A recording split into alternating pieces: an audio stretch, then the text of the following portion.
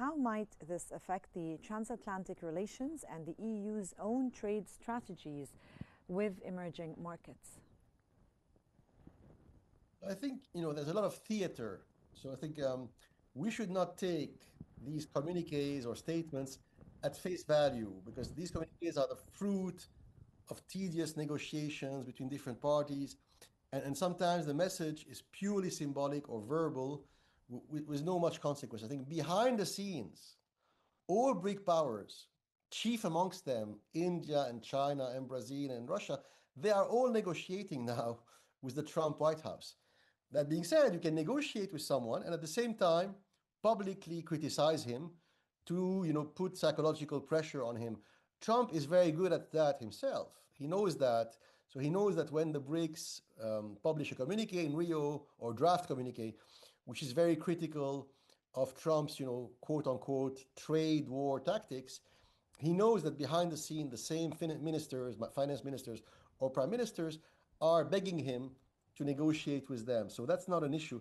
I think Europe is a bigger issue. I think Europe now increasingly strategically being crushed because they're caught in the crossfire between, on the one hand, America's renewed trade and industrial aggressiveness or ambition, on the other hand, the rise of China and the BRICS.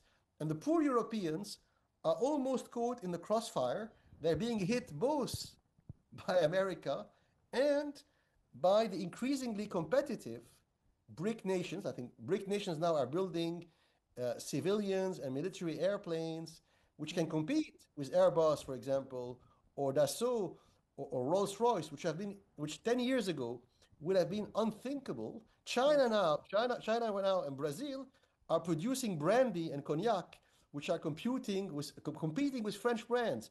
So in all sectors, including textile, fashion, luxury brands, Yes. red wine, cognac. There's been a change in everything now. Yeah, you can do it locally in Brazil, Mexico, or China, and that's a big shock to the Europeans because honestly, they believe that forever they would dominate this market, and their dominance is being threatened. Yeah.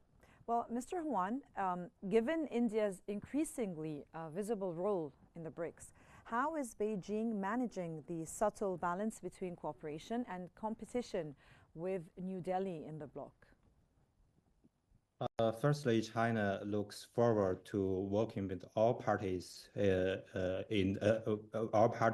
BRICS, including India, to consolidate the BRICS strategic partnership and make contributions to safeguarding multilateralism and promoting common development and improving global governance, and also advance the high-quality development for greater BRICS cooperation.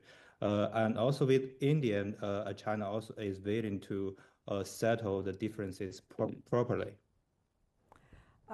Mr. Firzli, as BRICS explores its own development bank model now, distinct from the IMF and the World Bank, how do you assess the long-term implications for the global financial architecture? So I think here, to use a French word, we need nuancing. Why am I saying we need nuancing? Because it's not one or the other, so they're not mutually exclusive. Yes, it's true.